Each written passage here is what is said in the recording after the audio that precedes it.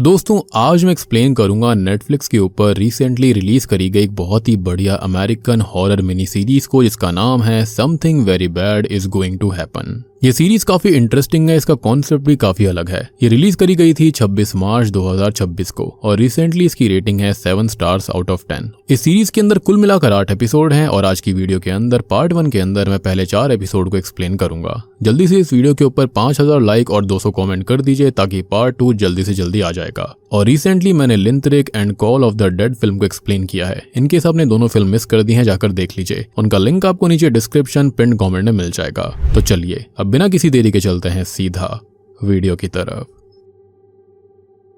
तो एपिसोड 1 शुरू होता है रेचल और निकोलस यानी कि निकी को दिखाते हुए, जो कि एक दूसरे से बहुत प्यार करते हैं, शादी करने वाले हैं। अब शादी वाले दिन रेचल को कुछ अजीब से ख्यालात आते हैं कि यहाँ तक वो कैसे पहुंचे, कितने झगड़े करे, प्यार करा, इंटीमेट हुए। अब वो अपनी फिंगर ऊपर करती है जिसमें निकी रिंग पहनाता है, जिसके साथ ही रेचल के ख्याल बदल जाते हैं और उसको कुछ भयानक से विजन्स आने लगते हैं, जिसके अंदर वो किसी जगह को देखती है जहाँ का पूरा गलियारा खून से भरा हुआ था, जहाँ पर एक डॉग घूम रहा होता है। आसपास से दर्द भरी चीखों की आवाज भी सुनाई दे रही थी। खैर कहानी अब यहाँ से 5 दिन पहले जाती है और आज रेचल और निकी अपनी कार से निकी के परिवार से मिलने उनके जंगल में बने हुए वेकेशन वाले कैबिन में जा रहे होते हैं। अब रास्ते में रेचल को नींद आने लगती है तो निकी उसको लैरी पूल की कहानी सुनाने लगता है, जो कि 90s के समय का एक बहुत ही खतरनाक सीरियल कातिल हुआ करता था, जो कि अपने विक्टिम्स का गला चीर कर उनको खत्म कर दिया करता। और असल में वो एक आइसक्रीम शॉप को ओन करा करता था जिसका नाम था द कोल्डीज। अब निकी यहाँ पर यह बताता है कि लैरी की एक विक्टिम उससे बच गई थी जो कि प्रेग्नेंट थी और उसने एक पॉडकास्ट में अपनी कहानी भी सुनाई थी। अब वो दोनों ही उस विक्टिम की कहानी को पॉडकास्ट पर सुनते हैं, जिसके अंदर वो लेडी ये बता रही होती है कि लैरी ने उसके गले पर कट लगा दिया था, लेकिन वो उससे जान बचाकर जैसे तैसे भाग गई थी।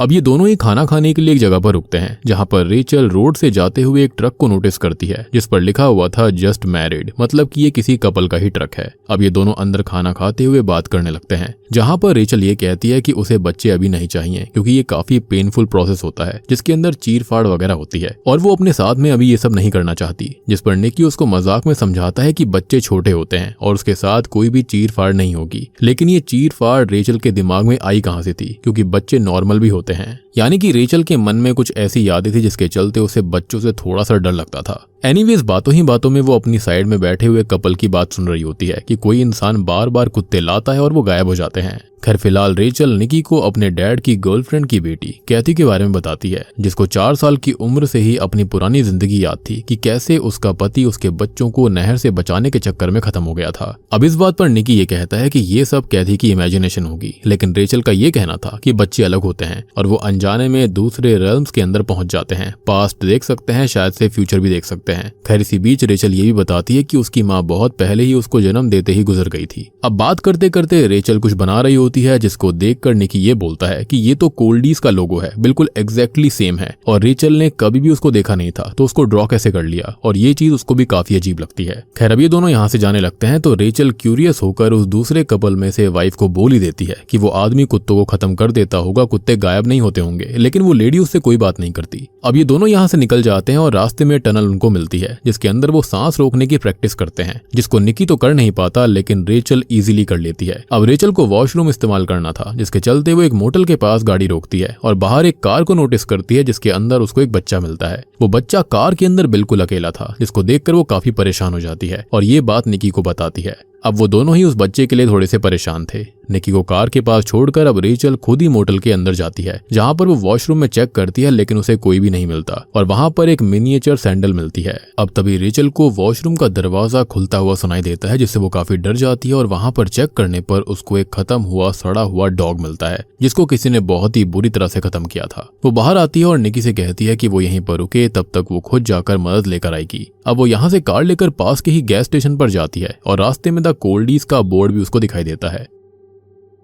अब रेचल पास के ही गैस स्टेशन पर पहुंचती है, जहां की रिसेप्शन लेडी से वो हेल्प मांगने लगती है, जिसका नाम उसने बेंजामिन रीड किया था क्योंकि उसके बैज पर वही लिखा हुआ था। लेकिन रिसेप्शनिस्ट ये बोलती है कि बेंजामिन यहाँ पर पहले काम करता था, जिसने खुद को खत्म कर लिया था और स्टोर वालों ने उस लड़की को उसकी ही जैकेट दे दी थी, यानी कि कॉस्ट कटिंग देख रहे हो। खैर अब वो रिसेप्शनिस्ट पुलिस को कॉल करती है कि इतने में ही रेचल सुसु करने चली जाती है, लेकिन नोटिस करती है कि एक बूढ़ा सा व्यक्ति उसको झांक कर देख रहा था। वो डर कर बाहर आती है तो वो आदमी उसके पास आता है और वो उससे डर कर अपनी की चाबी उसको स्टैब करने लगती है, लेकिन वो आदमी अपना हाथ आगे बढ़ा देता है जिसके चलते चाबी उसके हाथ में ही घुस गई थी। लेकिन इससे उसे फर्क नहीं पड़ता। अब वो हाथ से चाबी निकाल कर वापस रेचल को देता है और धीरे से उससे ये कहता है कि क्या निकी उसका सच्चा साथी है। हालांकि यहाँ पर उसने निकी का नाम नहीं लिया था, उसने उसे वो करके संबोधित करा था। रेचल डरकर यहाँ से निकल जाती है और बाहर उसको वही जस्ट मैरिड वाला ट्रक मिलता है, जो कि उसे काफी वियर्ड सी बात लगती है। खैर अब वो निकी के पास जाती है जिसके चेहरे पर कुछ चोट लगी हुई थी। वो बताता है कि उस बच्चे के माता पिता वहां पर आ गए थे और उनको लगा कि निकी बच्चा चुरा रहा था, तो उसके पिता ने उसको पंच कर दिया। हालांकि बाद में उसने उससे माफी भी मांग ली थी। रेचल सामने देखती है तो उसे कोई डॉग दिखाई देता है और जब वो रास्ते से आ रहे थे तो भी एक मरा हुआ कुत्ता रास्ते में पड़ा हुआ था। खैर फाइनली ये दोनों ही निकी के फैमिली हाउस में पहुंच जाते हैं, जहां पर वो सबसे पहले फैमिली पेंटिंग देखती है जिसमें निकी के भाई की पिछली बीवी की जगह ही उसकी नई बीवी को पेंट कर दिया गया था, जो कि निकी की ही बहन की जिद थी।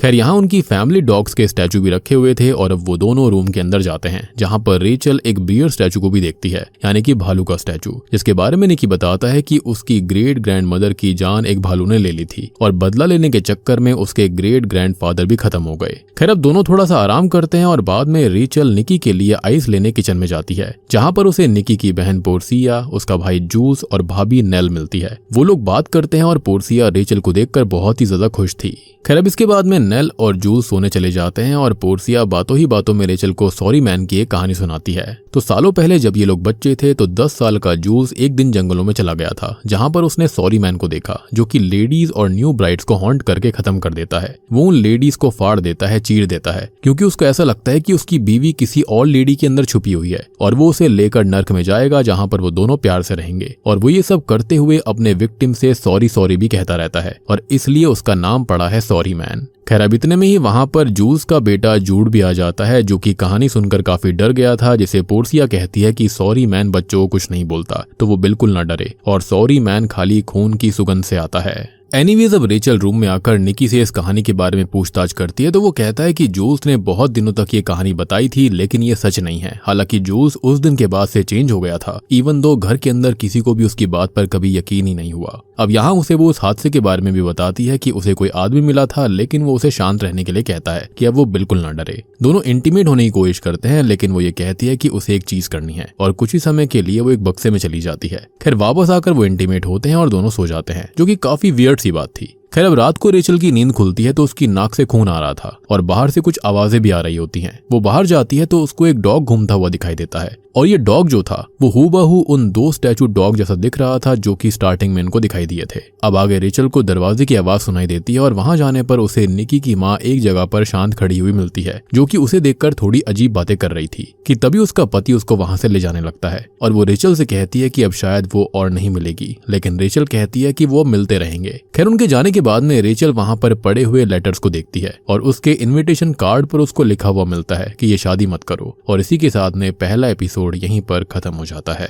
तो दूसरा एपिसोड शुरू होता है शादी के 4 दिन पहले से और सुबह ब्रेकफास्ट पर निकी की माँ विक्टोरिया उन दोनों से बात करती है और शादी के बारे में समझाती है कि इसमें बहुत सारे उतार चढ़ाव आते रहते हैं, प्यार होता है, टकरार होती है और कई बार तो काफी कुछ सैक्रिफाइस भी करना पड़ता है। निकी बहुत प्यारा है, अच्छा है, नेक दिल है, तो रेचल को उसकी हिफाजत करनी होगी।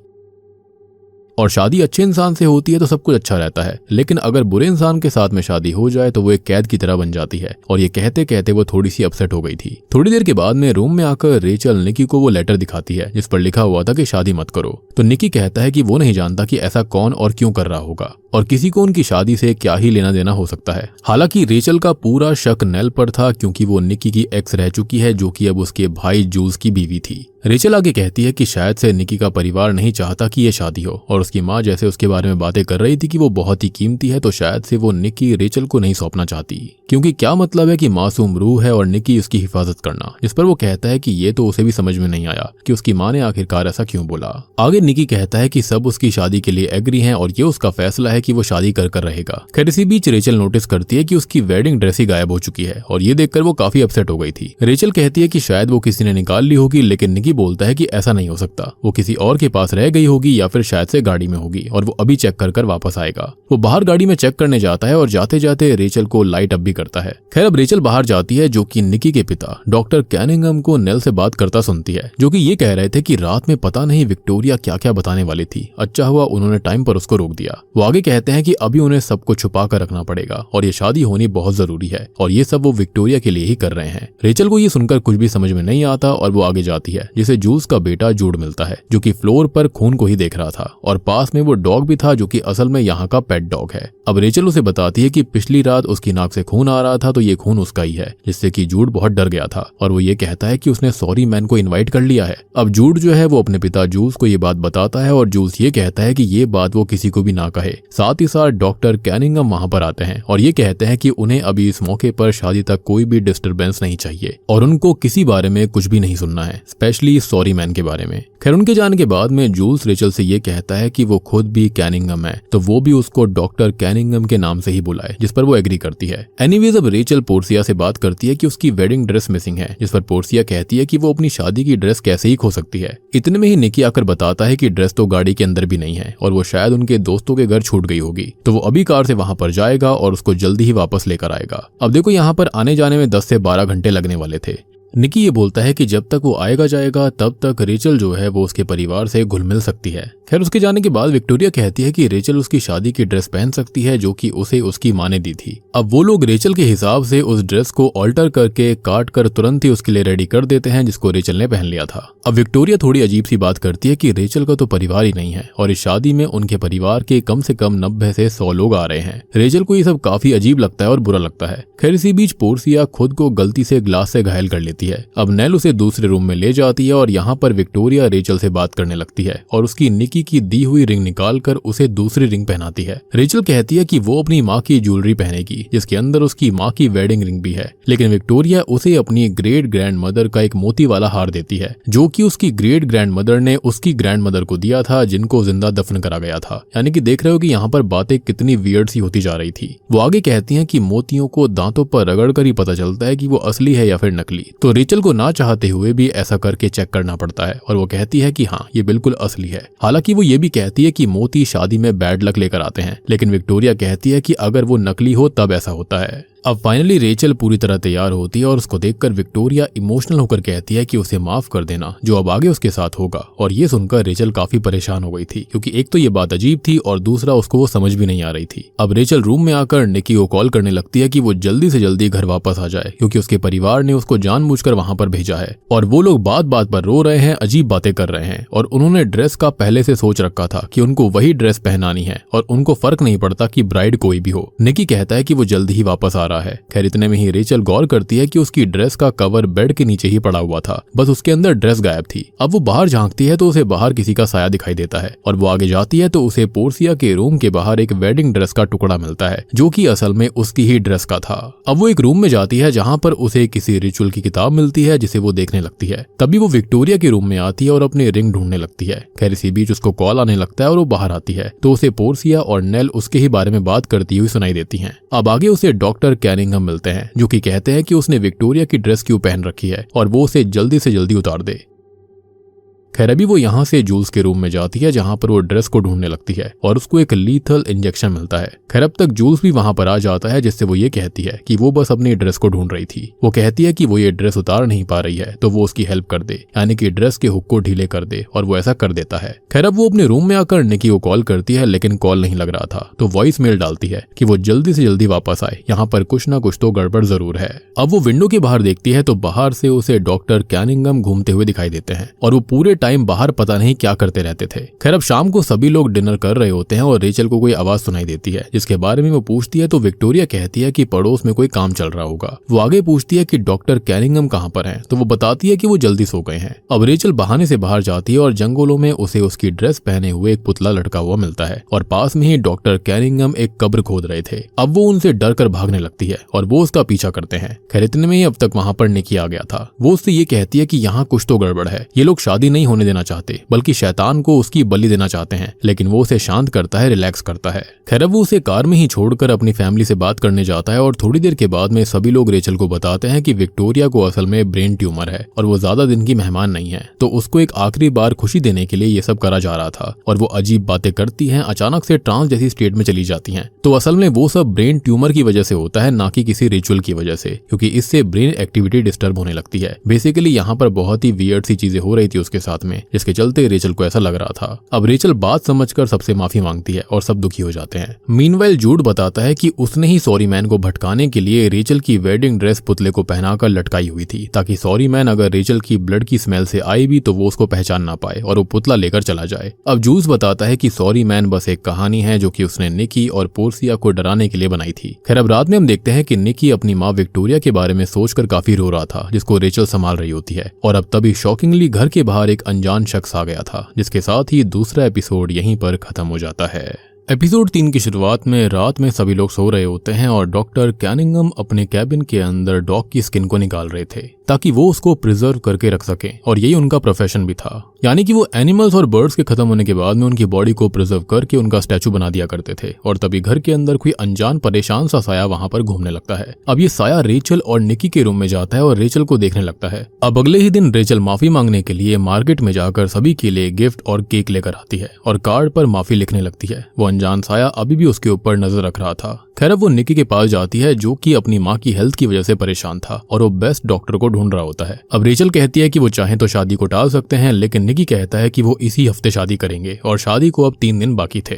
खैर इतने में वहां पर पोर्सिया आ जाती है जो कि ये कहती है कि बहुत काम बाकी है, तो रेचल उसके साथ जाने लगती है। दोनों आपस में बात करती हैं, जहां पर रेचल ये कहती है कि उसे लगा था कि सब उसे मारने वाले हैं, लेकिन पोर्सिया कहती है कि वो उसे क्यों ही मारेंगे। जिस पर रेचल कहती है कि उसका दिमाग उसे यही संदेश दे रहा था और वो बचपन से अपने घर पर ही पली बड़ी है और अपने दिमाग को ठीक रखने की कोशिश करती रहती है। अब वो वेडिंग रूम चेक करती है कि वो कैसे डेकोरेट हो रहा है, सब क्या खाना खाएंगे और कौन सा गाना प्ले होगा। जिस पर रेचल कहती है कि वो अपने लिए कोई भी गाना सोच लेगी। फिर इसके बाद रेचल विक्टोरिया के पास जाती है जो कि फैमिली की पुरानी फोटोज को देख रही थी और रेचल से वो थोड़ी बहुत बात करती है कि रेचल की माँ भी अच्छी रही होगी। अब रेचल अपने रूम में आ जाती है और वो अनजान साया उसी रूम के बाहर था। खैर दूसरी ओर नेल अपने पति जूल से बात कर रही थी और उन दोनों का रिश्ता अच्छा नहीं था। अब देखो जूल्स को नेल पसंद नहीं करती थी क्योंकि उसका पहले निकी के साथ में अफेयर था, रिश्ता था, और जूल्स की भी ये दूसरी शादी है नेल के साथ में, जिसके चलते इनके आपसी रिश्ते बहुत ही बेकार थे। अब हम देखते हैं कि जो नेल होती है वो जूल्स को बुरा भला सुना देती है और ये सारी बातें वो काफी समय से सुनता आ रहा था और उसका जीवन को लेकर नजरिया बिल्कुल अच्छा नहीं है। इसी बीच वहां पर रेचल आती है जो कि सबसे खाने के बारे में पूछ रही थी। वो बाहर जाती है जिसे जूड मिलता है जो कि एक रूम के बाहर था और कहने लगता है कि यहाँ पर कोई तो है क्योंकि दरवाजा अंदर से लॉक्ड हो रखा है। जिस पर रेचल कहती है कि वहां पर कुछ रखा गया होगा। अभी वो जूड को एक पुराना कैमरा गिफ्ट करती है और वो वहां से चला जाता है। खैर फिलहाल रेचल डॉक्टर कैनिंगम के रूम में आती है जहां पर वो डॉग्स को प्रिजर्व करने का काम कर रहे थे जिनसे निकी बात करने आया हुआ था।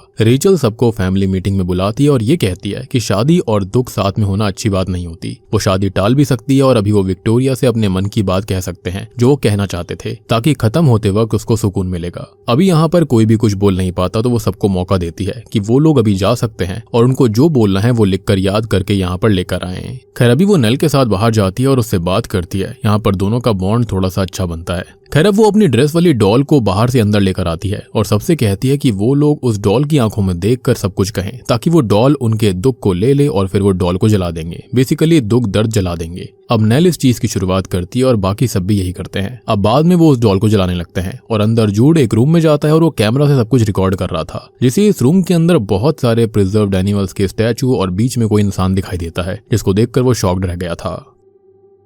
खैर अब रात में रेचल अपने रूम से बाहर आकर केक खाती है और जब वापस जाने लगती है तो वो अनजान साया उसके पीछे जाता है और ये अनजान शख्स उसको पकड़कर कहीं ले जाता है। यानी कि ये साया नहीं था बल्कि कोई इंसान था जो कि वहां पर घूम रहा था। और ये जो अनजान शख्स था इसके बारे में हमें पिछले एपिसोड्स के अंदर दिखाया भी गया था, जिसके साथ ही तीसरा एपिसोड यहीं पर खत्म हो जाता है। तो चौथा एपिसोड शुरू होता है जूड को दिखाते हुए जो कि काफी डरा हुआ था और वो अपने पिता जूल्स को वीडियो रिकॉर्डिंग दिखा रहा होता है जिसके अंदर जूल्स उस आदमी को देखता है और काफी घबरा जाता है। जिस पर जूड कहता है कि क्या यही सॉरी मैन है। अब कहानी की शुरुआत होती है 13 जनवरी 1997 की एक रिकॉर्डिंग को दिखाते हुए जिसके अंदर अलेक्जेंड्रा अपने मंगेतर जे के साथ कहीं पर जा रही होती है। अब दोनों जल्दी ही शादी करने वाले थे और अलेक्जेंड्रा प्रेग्नेंट होती है जो कि अपनी बच्ची का नाम रेचल रखना चाहती थी क्योंकि ये नाम उसने अपने सपने में सुना था। अब ये लोग द कोल्डीज पर रुकते हैं जहां पर लैरी ही उनका ऑर्डर लेता है जो कि बहुत खतरनाक कातिल है जिसके बारे में पहले एपिसोड के अंदर कहानी दिखाई गई थी, जो कि बातों से और बर्ताव से अलेक्जेंड्रा को अजीब सा लगता है। अब वो लोग अपने कैबिन में आते हैं और यहाँ पर आते ही वो ये कहती है कि ये जगह उसने पहले अपने सपनों में देख रखी है। अलेक्जेंड्रा बताती है कि शॉकिंगली उसने यहाँ पर बड़ी हो चुकी रेचल को भी देखा था। वहां पर कोई गाना भी प्ले हो रहा था और रेचल के साथ कुछ अनहोनी होने वाली थी जिससे अलेक्जेंड्रा उसको बचाना चाह रही थी लेकिन वो बचा नहीं पाई क्योंकि उसे ऐसा एहसास हो रहा था जैसे कि वो खुद खत्म हो रही हो, कहीं पर अंदर बंधी हुई हो और वो कुछ भी नहीं कर पा रही थी। वो रेचल को फील कर पा रही थी जैसे कि वो दोनों एक ही जिस्म के अंदर हों। जे कहता है कि ये सब उसका सपना था और उसे डरना नहीं चाहिए, और उसकी माँ ने उसे ये कहा था कि शादी होने पर शादी वाले दिन वो खत्म हो जाएगी। तो ये बात सच नहीं है और उसको बस डराने के लिए शायद ऐसा कहा गया होगा, और उनकी दिमागी स्थिति भी ठीक नहीं होगी। खैर, अब यहाँ पर जे उसको संभालता है और थोड़ी देर के बाद में वो तैयार होकर चर्च जाते हैं, जहाँ पर एक आदमी मिलता है जिसे जे अपना कैमरा दे देता है सब कुछ रिकॉर्ड करने के लिए। वो आदमी अलेक्जेंड्रा से सेम बात रिपीट करता है जो कि प्रेजेंट टाइम में उस आदमी ने रेचल से कही थी कि क्या जे सच्चा साथी है, तो क्या ये वही आदमी है, और अगर है भी तो ऐसा कैसे हो सकता है। खैर, जे और अलेक्जेंड्रा शादी करके वापस कैबिन आते हैं। वो दोनों बहुत खुश थे। दोनों गाना लगाकर डांस करने लगते हैं और अचानक से ही अलेक्जेंड्रा की नाक से खून आने लगता है, जैसा कि आपको याद होगा कि रेचल के साथ भी हुआ था। तो क्या यहाँ पर ये दोनों ही इंटरलिंक्ड हो रखी थी, और कहीं रेचल को ऐसा एहसास तो नहीं हो रहा था जो कुछ उसकी माँ के साथ हुआ था वही सेम चीज यहाँ पर अलेक्जेंड्रा के साथ हुई। साथ ही साथ उसकी आंखों से भी खून आने लगता है और अचानक से वो खत्म हो जाती है। जे ये देखकर बहुत ही ज्यादा दुखी और परेशान हो जाता है कि आखिरकार ये क्या हो गया, और अब वो अपनी बेटी को जैसे तैसे करके अपनी बीवी अलेक्जेंड्रा के पेट से बाहर निकालता है, जो कि रेचल खुद थी। खैर, अब ये वीडियो रिकॉर्डिंग कोई और नहीं बल्कि खुद रेचल ही देख रही होती है, और दिखाने वाला कोई और नहीं बल्कि उसका पिता जे ही था, मतलब कि अलेक्जेंड्रा रेचल की माँ थी। अब रेचल ये देखकर काफी परेशान हो जाती है और जे उससे कहता है कि यहाँ पर रेचल को भी अजीब फील हो रहा होगा, जैसे कोई अनहोनी होने वाली हो। और जैसे ही जे को उसका वेडिंग इनविटेशन मिला वो सीधा यहाँ पर आ गया, और उसने ही इनविटेशन पर वार्निंग लिखकर भेजी थी कि ये शादी मत करना, जिसको सुनकर वो कहती है कि उसने कोई भी इनविटेशन उसे नहीं भेजा था। जे कहता है कि ये शादी हुई तो रेचल खत्म हो जाएगी और वो उसे कुछ भी होने देना नहीं चाहता, लेकिन वो इन बातों पर यकीन नहीं कर रही थी। और असल में जूड ने प्रिजर्व्ड एनिमल्स के बीच में जे को ही उस लॉक्ड रूम में छुपे हुए देखा था, और उसने उस चीज को अपने कैमरा के अंदर रिकॉर्ड करके बाद में जूल्स को भी दिखाया था, और जूल्स समझ रहा था कि यही सॉरी मैन है। खैर, अब तक जूल्स वहां पर आ जाता है जो कि जे को देखकर घबरा जाता है और बोलने लगता है कि यही तो सॉरी मैन है और इसने ही उस लेडी का पेट काट दिया था। लेकिन रेचल ये कहने लगती है कि ये सॉरी मैन नहीं बल्कि उसके खुद के पिता जे हैं, जिस पर जूल्स कहता है कि मतलब ये वही बच्ची है जो कि उस दिन निकाली गई थी। लेकिन यहाँ पर किस बच्ची के बारे में बात हो रही थी और आखिरकार सॉरी मैन की कहानी थी क्या? तो जूल्स बचपन में घर से भाग गया था और उस कैबिन में ही आकर छुप गया था जहाँ पर असल में अलेक्जेंड्रा और जे आए थे। अब असल में यहाँ पर ये सारा नजारा जूल्स देखने लगता है और यहाँ पर अलेक्जेंड्रा उसको मरती हुई दिखाई देती है। और सबसे बड़ी बात कि अलेक्जेंड्रा यहाँ पर जूल्स को देख लेती है और उससे ये कहती है कि वो रेचल को सारा सच बताए कि सब कुछ रियल था। साथ ही साथ वो उस आदमी की बात भी दोहराती रहती है कि क्या वो सच्चा साथी है, और ये जूल्स रेचल को अभी बता रहा था। अब तक जे आकर अलेक्जेंड्रा के पेट से रेचल को बाहर निकालता है और वो बार बार सॉरी बोल रहा था, तो जूल्स ने उसका नाम सॉरी मैन ही रख दिया। मतलब सोच कर देखोगे एक छोटे बच्चे के सामने ये सब होना कितना बड़ा ट्रॉमा हो सकता है, जो कि आज तक जूल्स को खा रहा था, जबकि कहानी कुछ और ही थी। खैर, अभी वो रेचल से ये कहता है कि वो इस आदमी से दूर रहे, जिस पर जे कहता है कि उसने अपनी बीवी को मारा नहीं था और ना ही वो अपनी बेटी के साथ ऐसा कर सकता है। खैर, अब रेचल वहां से निकलकर उस गैस स्टेशन पर आती है जहां पर उसे वो मोटा आदमी मिला था जिसने वो बात कही थी कि सच्ची साथी वाली। अब यहाँ पर उसे वो आदमी मिलता है और वो उससे ये पूछती है कि आखिरकार चल क्या रहा है, लेकिन पहले तो वो उसे फोक से स्टैब करता है क्योंकि पहले रेचल ने उसको स्टैब किया था और अब उसका हिसाब बराबर हो गया था। तो अब वो कहानी बताने लगता है कि उसके great great great great grand parents की शादी होने वाली थी, लेकिन हस्बैंड शादी से पहले ही हादसे में मारा गया। अब ब्राइड ने यहाँ पर मौत से अपने हस्बैंड को वापस मांगा और डेथ ने उसे वो वापस दे दिया, लेकिन एक कर्ज के साथ में कि अगर उसकी पीढ़ियों में शादी करने वाले मर्द सच्चे साथी नहीं हुए तो मारे जाएंगे। ऑब्वियस ही बात है, डेथ यहाँ पर किसी को ऐसे ही कुछ नहीं देती। अब फिर सब कुछ ऐसे ही चलता रहा और फिर ये जो मोटा आदमी है इसकी बारी आई, जो कि मैरियान नाम की एक लड़की से प्यार करता था, जिससे सेम चीज कही गई थी कि सनसेट से पहले अपने सच्चे साथी से शादी करो नहीं तो मारे जाओगे। लेकिन वो डर गया तो शादी ही छोड़कर भाग गया। अब हुआ ये कि वो आदमी बच गया, लेकिन कर्स ने उसे इमॉर्टल कर दिया था कि अब वो पेनफुल लाइफ जिएगा और तब से उसका काम है विक्टिम्स को चेतावनी देना, जो कि वो हमेशा देता रहता है, जो कि उसने रेचल को दी थी और उससे पहले उसने दी थी अलेक्जेंड्रा को। तो असल में हुआ ये कि उसकी शादी जिस लड़की से होनी थी उसके ऊपर ये कर्ज पहुंच गया था, जिसने कि आगे चलकर थॉमस नाम के एक आदमी से शादी करी और शादी वाले दिन ही वो मारी गई। अब असल में उसकी पीढ़ियों में लेडीज को ये कर्ज लग गया था और वो लड़की रेचल की great great great grand mother थी। जी हाँ। खैर, अब रेचल यहाँ पर ये सुनकर हिल जाती है और उसके सामने दो कंडीशंस थी।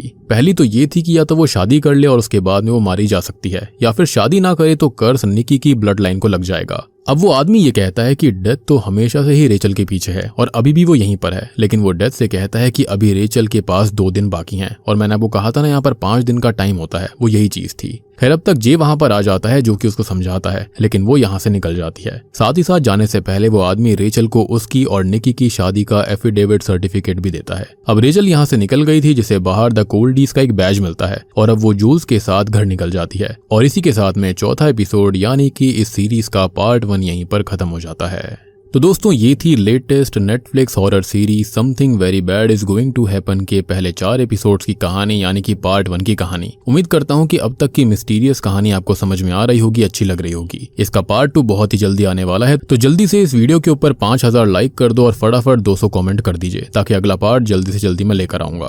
और रिसेंटली मैंने लिंत्रिक नाम की एक बहुत ही बेहतरीन इंडोनेशियन हॉरर फिल्म को एक्सप्लेन किया है, साथ ही साथ एक call from the dead film को भी। इनकेस आपने दोनों फिल्म मिस कर दी हैं जाकर देख लीजिए, उनका लिंक आपको नीचे डिस्क्रिप्शन पिन कमेंट में मिल जाएगा। तो मैं आप सबको मिलता हूं इस सीरीज के पार्ट 2 के साथ में, तब तक के लिए